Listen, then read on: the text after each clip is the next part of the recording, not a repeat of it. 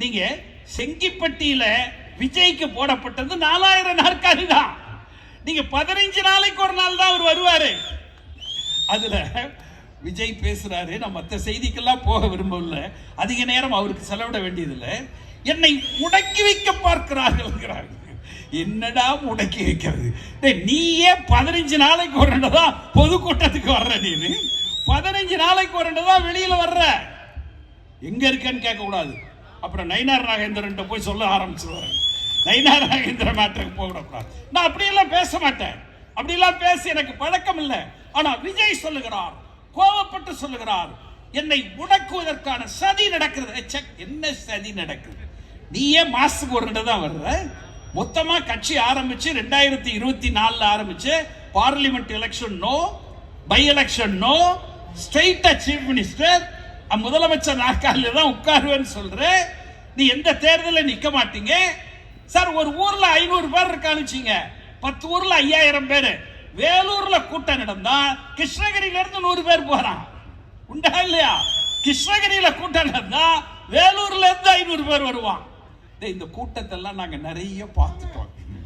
நீங்க இந்த கூட்டம் நிறைய பார்த்தாச்சு, நிறைய கூட்டங்களை பார்த்தாச்சு. இந்த கூட்டங்கள்லாம் நீங்க கடைசி வரைக்கும் நிக்காது. மிஸ்டர் விஜய் அவர்களே, யார் உங்களை கட்டி போடுவது? நீ வந்து கட்சி ஆரம்பிச்சு 3 வருஷம் ஆகல, மொத்தமா 10 இடத்துல பேசியிருப்பீங்க. மொத்தம் பேசினதே 100 நிமிஷம்.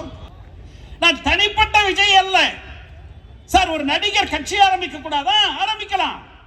ஆனால் இந்த கட்சி ஆரம்பிக்கிறதுக்கு முன்னாடி நீங்க யாருக்கிட்ட ட்ரைனிங் எடுக்கணும் தெரியுமா? என் அண்ணன் மகன் மாண்பமை உதயநிதி ஸ்டாலின் போய் நீங்க ட்ரைனிங் எடுக்கணும். Udhayanidhi Stalin training sir. 12 வருஷமா ஒரு இளைஞரணி, திமுகவுல இளைஞரணியே 12 வருஷமா நடத்திட்டு இருக்காரு. 1 வருஷம் 2 வருஷம் இல்ல, 12 வருஷமா என்ன செய்யறாரு? 236 இதே கிருஷ்ணகிரியில அண்ணன் செங்கட்டுவன் அவர்கள் மதிப்பிற்குரிய கழகத்தினுடைய முன்னோடிகள் எல்லாம் சேர்ந்து பயிற்சி முகாம் நடத்துறோம். கட்சி ஆரம்பிக்கணும்னா அந்த பிள்ளைங்களை உறுப்பினராக்கி அந்த கட்சியினுடைய கொள்கை என்னன்னு சொல்லணும், நோக்கம் என்னன்னு சொல்லணும்.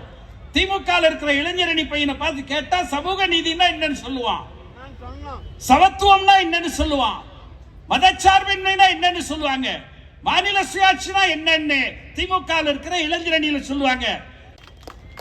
கட்சி நடத்துங்க, வேண்டாம்னு சொல்லல, உறுப்பினர் சேருங்க, கொள்கையை சொல்லுங்க, கூட்டம் போடுங்க, இந்த நாட்டு மக்களுக்காக போராடுங்க, ஆர்ப்பாட்டம் செய்யுங்க, ஜெயிலுக்கு போங்க.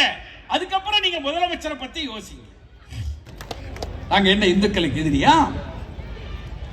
எத்தனையோ மஸ்ஜித், எத்தனையோ தர்கா, எத்தனையோ மஸ்ஜித், அதை புனரமைப்பதற்கு கோடிக்கணக்கில் பணம் தந்திருக்கோம். தேவாலயங்கள் புனரமைப்பதற்கு பணம் கொடுத்திருக்கோம். 8000 கோடி ரூபாய் கோயில் சொத்தை கொள்ளையடிச்சாம் பாருங்க. அந்த 8000 கோடி ரூபாயே திரும்ப பெற்றிருக்கோம். உள்ளபடியே தமிழ்நாட்டில் மகிழ்ச்சியா இருக்கிறவங்க யாருன்னா உண்மையிலேயே சாமி கும்பிடுற ஆன்மீகவாதிகள் தான் இந்த ஆட்சியில மகிழ்ச்சியா இருக்கா, உண்டா இல்லையா?